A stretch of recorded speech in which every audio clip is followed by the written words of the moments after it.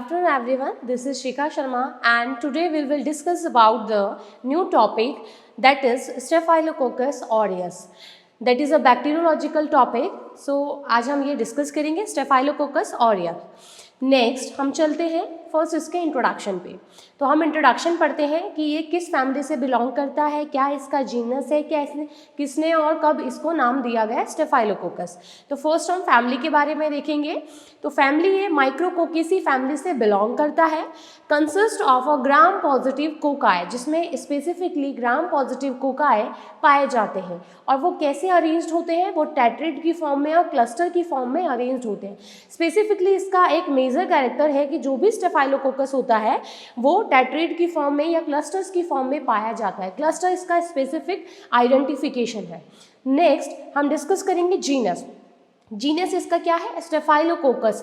Staphylo का मतलब ही वही है कि वो बंचेस की फॉर्म में रहता है। ठीक है, तो टर्म्स आया है स्टेफाइलोकोकस, हम देखेंगे कहाँ से डिराइव्ड हुआ है। इसका जो नेम है स्टेफाइलोकोकस, ये ग्रीक वर्ड से डिराइव्ड हुआ है, जिसमें स्टेफाइले का मीन होता है बंच ऑफ द ग्रेप्स। जैसे हमारे अंगूर के गुच्छे होते हैं, बंच होते हैं ग्रेप्स के, तो वैसे ही इसके हमें शेप का बैक्टीरिया दिखाई देता है अंडर द माइक्रोस्कोप। एंड कोकस का मतलब होता है बैरी। जैसे हम बैरी खाते हैं तो बैरी के भी एक बंचेस होते हैं, तो वैसे ही उसका मीनिंग है। स्टेफाइलोकोकस का पूरा नाम डिराइव्ड हुआ है ग्रीक से। तो meaning bacteria occurring in a grape like cluster और द बैरी, बैरी की तरह या ग्रेप लाइक क्लस्टर की तरह वो पाया जाता है। ठीक है, नेक्स्ट अब हम देखेंगे इसका क्लासिफिकेशन कि जो ये बैक्टीरिया है वो किस किस बेसिस पे क्लासिफाइड किया गया है। First we will discuss based on the pigment production, कि जो बैक्टीरिया है वो फर्स्ट हमने क्लासिफाइड किया on the basis of pigment production, यानी कि कलर प्रोडक्शन के बेसिस पे। कि बैक्टीरिया को जब हम ग्रो करवाते हैं इन विट्रो, जब हम ग्रो करवाते हैं इन मीडिया पे, तो वो किस तरीके की कलर कॉलोनीज को शो करता है। फर्स्ट, अगर हमारा स्टेफाइलोकोकस ऑरियस होगा, जो हमारा पैथोजेनिक बैक्टीरिया है, वो मीडिया में गोल्डन येलो पिगमेंटेड कॉलोनीज को प्रोड्यूस करेगा, जो डार्क येलो कलर की कॉलोनीज होती है। नेक्स्ट, स्टेफाइलोकोकस जो अल्बस है हमारी, वो वाइट कॉलोनीज देगा। ठीक है, स्मॉल कॉलोनीज देगा, वाइट कॉलोनीज देगा। जो हमारा सिट्रस है, स्टेफाइलोकोकस सिट्रस जो स्पीसीज है, वो लेमन येलो कलर की कॉलोनीज देती है, जैसे उसका नाम ही सजेस्ट कर रहा है सिट्रस। दैट मीन्स वो जो सिट्रस फ्रूट्स हैं हमारे, लेमन हो गया हमारे और सिट्रस फ्रूट्स हैं, उस तरीके की कलर की कॉलोनीज देते हैं। नेक्स्ट क्लासिफिकेशन हमारी आती है second, based on the pathogenicity. That means bacteria हमारे दो टाइप्स के नेचर वाले होते हैं, एक होता है नॉन पैथोजेनिक, दूसरा होता है पैथोजेनिक। तो फर्स्ट हम पढ़ेंगे पैथोजेनिक। पैथोजेनिक बैक्टीरिया वो बैक्टीरिया होता है जो बैक्टीरिया डिजीज कॉजिंग करने के लिए कैपेबल होता है। तो इंक्लूड जिसमें आता है हमारा ओनली ऑन स्टेफाइलोकोकस ऑरियस, जो हमारा पैथोजेनिक और सुपुरेटिव लीजन्स कॉज करता है, पस फॉर्मिंग कॉज करता है ऑरियस।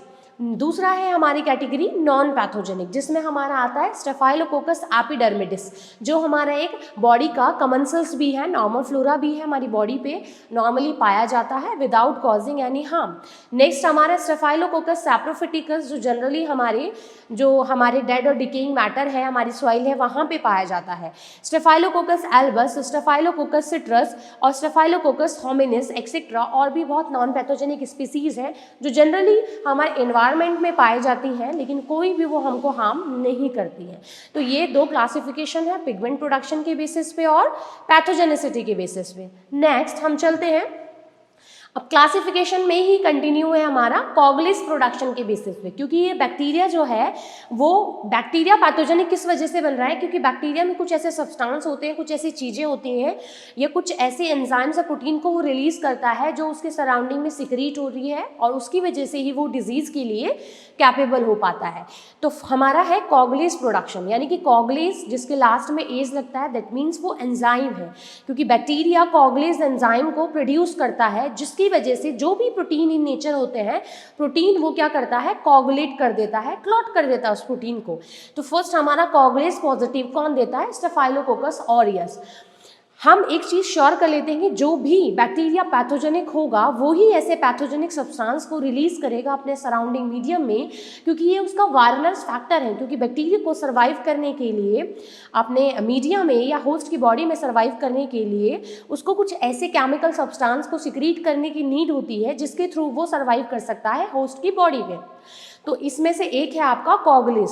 तो ये सिर्फ स्टेफाइलोकोकस ऑरियस, जैसे हमने पढ़ा कि ये पैथोजेनिक इन नेचर है, तो इसीलिए ये कॉगलिस का प्रोडक्शन भी करता है और कॉगलिस टेस्ट हमारा पॉजिटिव देता है।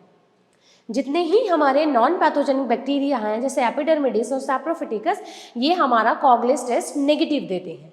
तो इसके बेसिस पे ही हम पैथोजेनिक और नॉन पैथोजेनिक को डिफ्रेंशिएट कर सकते हैं कि ये ऑरियस है या एपिडर्मिडिस है। तो मिनिमम 50% हम गैस लगा सकते हैं कि ये हमारा पैथोजेनिक बैक्टीरिया है क्योंकि ये कॉगलिस को प्रोड्यूस कर रहा है। नेक्स्ट अब हम पढ़ते हैं स्टेफाइलोकोकस ऑरियस। अब हम नेचुरल हैबिटेट के बारे में बात करेंगे।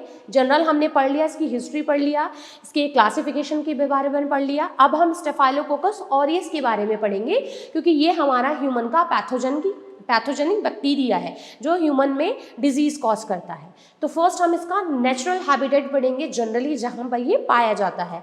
तो हमारा क्या है नेचुरल हैबिटेट इसका? नोस्ट्रिल और स्किन। जैसे हमने बोला कि हमारा कमेंसल्स भी है नॉर्मली एपिडर्मिडिस, तो ये हमारा जो ऑरियस है ये भी हमारे नोस्ट्रिल वाला जो पोर्शन है नोज में और स्किन में भी एज अ कमेंसल्स की तरह पाया जाता है, जनरली रहता है। हम इसकी अब मॉर्फोलॉजी की बात करते हैं। तो फर्स्ट क्या है, ये ग्राम पॉजिटिव बैक्टीरिया है। On the basis of gram staining, gram character के बेसिस पे हम इसको डिफाइन करते हैं कि ये ग्राम पॉजिटिव है, यानी कि आफ्टर ग्राम स्टेनिंग ये हमें पर्पल वॉयलेट कलर का कलर देगा। नेक्स्ट क्या है, ये कोकाय है, दैट मीन्स ये क्या है, कोकाय शेप का है, ओवॉइड शेप का है। इसकी जो साइज है 0.5 to 1.5 माइक्रोमीटर इन डायामीटर है। अकर कैरेक्टरिस्टिकली इन ग्रुप में पाया जाता है। जो इसका स्पेसिफिक कैरेक्टर है और वो कैसा ग्रुप होता है, बंचेस का ग्रुप होता है, जैसे ग्रेप लाइक क्लस्टर्स होता है। और ये सिंगली भी पाया जाता है और पेयर की फॉर्म में भी पाया जाता है, बट इसका जो स्पेसिफिक कैरेक्टर है वो क्या है, इसका बंच की फॉर्म में होना। Form irregular grape like cluster बनते हैं। और वो ग्रेप लाइक क्लस्टर कैसे होते हैं, इर्रेगुलर होते हैं। और सबसे मेजर बात यह आती है कि जो ग्रेप लाइक क्लस्टर्स होते हैं वो बनते किसके बेसिस पे हैं। तो जो ग्रेप लाइक क्लस्टर बनते हैं स्टेफाइलोकोकस के, वो उसके 3 प्लेन में डिवीजन की वजह से बनते हैं। जब बैक्टीरिया 3 प्लेन में डिवीजन अपना करता है, बाइनरी फिजन के थ्रू बैक्टीरिया डिवाइड करता है, बट वो 3 प्लेन में जब डिवीजन करता है तो उसके थ्रू ही हमारा ग्रेप लाइक क्लस्टर फॉर्म आता है। जैसे हमने 2 ही एक्सेस पढ़ी है, एक्स और वाई एक्सेस। तो जब एक्स और वाई और जेड एक्सेस में तीनों प्लेन में जब बैक्टीरिया डिवाइड करता है बाइनरी फिजन के थ्रू, तो वो irregular grape like cluster form करता है और उसी की वजह से ही हमें बैक्टीरिया क्लस्टर फॉर्म में दिखाई देता है। नेक्स्ट, ये बैक्टीरिया कैसा है, नॉन मोटाइल है, दैट मीन्स ये बैक्टीरिया नॉन फ्लैजिलेटेड है। इसमें कोई भी फ्लैजिला, कोई भी जो आपकी मोटिंग एबिलिटी है वो पाए नहीं जाती है। नॉन स्पोरिंग है, इसमें कोई भी एंडोस्पोर नहीं है। And few strains are capsulated, और कुछ स्ट्रेन इसके कैप्सुलेटेड है, दैट मीन्स वो भी कैप्सुलेटेड जो स्ट्रेन है वो भी आपके कैप्सूल फ्रेश कल्चर में देखने को मिलता है, और जो ओल्ड कल्चर होते हैं उसमें कोई भी कैप्सूल पाया नहीं जाता है। नेक्स्ट, अब हम कल्चर की बात करेंगे कि बैक्टीरिया, अब हमने देख तो लिया, हमने उसके बारे में जान लिया कि बैक्टीरिया कैसा है, कैसा दिखेगा। अब हम बात करेंगे कि अगर हम बैक्टीरिया को आउटसाइड द बॉडी कल्चर करवाएं, इन विट्रो कल्चर करवाएं एक एप्रोप्रिएट मीडियम में, तो उसको क्या क्या चीज़ें की ज़रूरत हो सकती है। तो फर्स्ट, बैक्टीरिया कैसा होता है, एरोब्स एंड फैकल्टेटिव एनारोब्स होता है। बैक्टीरिया एरोब्स होता है, यानी कि जनरली उसको एरोबिक एनवायरनमेंट चाहिए होता है, ऑक्सीजन चाहिए होती है, और फैकल्टेटिव एनारोब्स भी होता है। ऑक्सीजन के साथ साथ अगर उसको 5 to 10% कार्बन डाइऑक्साइड भी मिलती है तो भी वो सर्वाइव कर लेता है, स्ट्रिक्टली एरोब्स नहीं है। नेक्स्ट, उसका जो ग्रोथ के लिए ऑप्टिमम टेम्परेचर होता है वो 37 डिग्री सेंटीग्रेड होता है। 37 क्यों होता है, क्योंकि बैक्टीरिया को सर्वाइव करने के लिए 37 ही चाहिए होता है, जो उसका ऑप्टिमम टेम्परेचर है। क्योंकि आपकी बॉडी का टेम्परेचर भी 37 है, तो बैक्टीरिया का टेम्परेचर भी 37 हम रखते हैं, क्योंकि आप अपनी बॉडी से उसको इन विट्रो में ग्रो करवा रहे हो, इसीलिए हम उसका टेम्परेचर 37 रखते हैं। नेक्स्ट, अब उसकी ग्रोथ का जो पीएच है, टेम्परेचर, पीएच, जो ये सारे फैक्टर्स है ग्रोथ के लिए, ये मोस्ट इंपॉर्टेंट रोल प्ले करते हैं बैक्टीरिया की ग्रोथ में।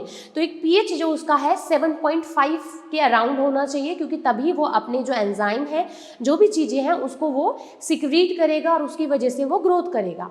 और न्यूट्रिएंट अगार मीडियम जो हमारा सिंपल बेसिक मीडियम है, तो न्यूट्रिएंट अगार मीडियम में वो किस तरीके की कॉलोनीज फॉर्म करता है, तो वो गोल्डन येलो कलर की कॉलोनीज देगा जो ओपेक होंगी, यानी कि ट्रांसल्यूसेंट होंगी, ट्रांसपेरेंट नहीं होगी, ओपेक होंगी, जिसके आर पार देखा नहीं जा सकता, विद स्मूथ ग्लिस्टरिन सरफेस, और उसकी जो सरफेस होगी कॉलोनी की वो स्मूथ सरफेस होगी। स्मूथ किसकी वजह से, क्योंकि बैक्टीरिया कैप्सुलेटेड है, कुछ स्ट्रेन उसकी कैप्सुलेटेड है, तो कैप्सूल की वजह से बैक्टीरिया स्मूथ कॉलोनीज को फॉर्म करता है। ग्लिस्टरिन होंगी, हर किसी स्पार्कल वाली होंगी जो शाइन करेंगी। नेक्स्ट उसका जो डायमीटर होगा वो 1 to 2 mm इन डायमीटर की होती है कॉलोनीज, और मैक्सिमम कॉलोनीज जो होती है पिगमेंटेड होती है at the temperature of 22 degree centigrade. 22 degree temperature पे जो बैक्टीरियल कॉलोनीज होती है वो पिगमेंट प्रोड्यूस करना शुरू कर देती है। 37 तक जाके वो अच्छा खासा पिगमेंट को प्रोड्यूस कर लेती है जो हमें दिखाई देता है नेकेड आई से। नेक्स्ट अब कल्चर में ही कंटिन्यू होता है, बेसिक मीडिया के बारे में हमने पढ़ लिया। नेक्स्ट अब हम पढ़ेंगे ब्लड अगार। ब्लड अगार मीडिया में बैक्टीरिया कैसी ग्रोथ देता है, तो ब्लड अगार में बैक्टीरिया गोल्डन येलो कलर की कॉलोनीज देता है जो उसका स्पेसिफिक कैरेक्टर है, surrounded by a clear zone of haemolysis, जिसको हम बीटा हीमोलिसिस बोला जाता है।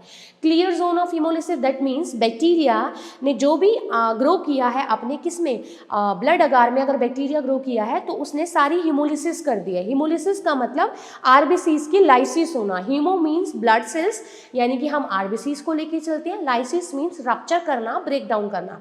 तो बैक्टीरिया क्या करता है, जब स्टेफाइलोकोकस ब्लड अगार पे ग्रो करता है तो अपने चारों तरफ वो जो भी आरबीसीज होती हैं उनको धीरे धीरे लाइसिस करता है, और उनसे जो भी न्यूट्रिएंट्स होते हैं, जो भी फैक्टर्स होते हैं वो लेके वो उसके ग्रो करता है। तो बीटा हीमोलिसिस यानी कि कंप्लीट जोन ऑफ हीमोलिसिस अपनी कॉलोनी के चारों तरफ वो देता है, जिसकी वजह से क्लियर जोन नज़र आता है।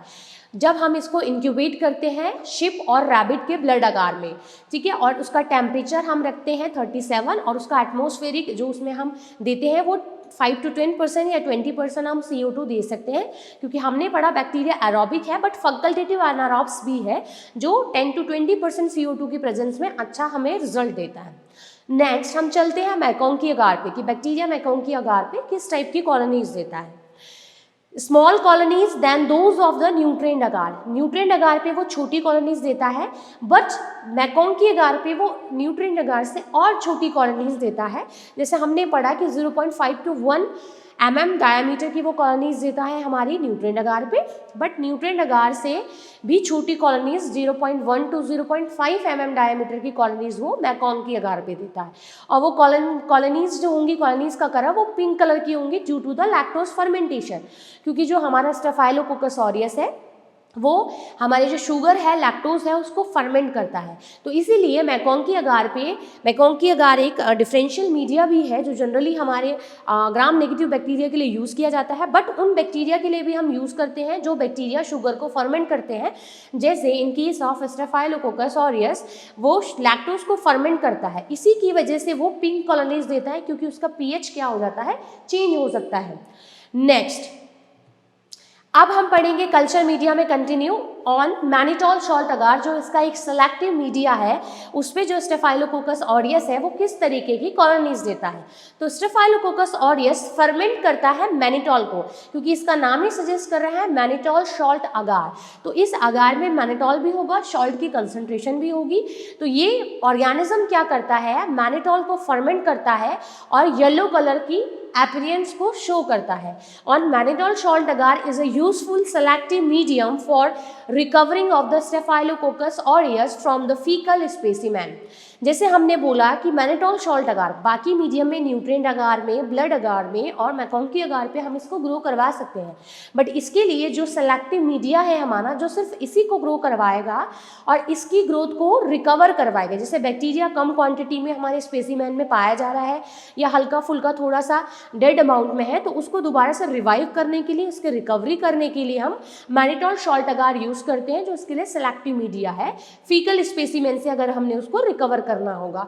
और in case of food poisoning, अगर फूड पॉइजनिंग किसी पेशेंट को हुआ है तो फूड पॉइजनिंग या फूड का स्टफ लेके या वॉमिटिंग का स्टफ लेके भी हम उसको दोबारा से मैनिटोल सॉल्ट अगार पे रिकवरी कर सकते हैं। तो आज के लिए हमारा जो ये टॉपिक है वो हम यहीं पे कवर करते हैं। नेक्स्ट वाला जो हमारा इसका आगे का जो टॉपिक्स है, इसके आगे हमारा बायोकेमिकल रिएक्शन आएगा, फर्दर फिर हमारे वायलेंस फैक्टर आएंगे, पैथोजेनिसिटी, वो हम फिर नेक्स्ट लेक्चर में अपना कंप्लीट करेंगे। होप सो कि यहाँ तक कि आपके जो भी वीडियोज़ हैं, जो भी इन्फॉर्मेशन मैंने दी है related to the Staphylococcus aureus, आपको सब कुछ समझ आया होगा। तो तब तक के लिए goodbye and thank you so much.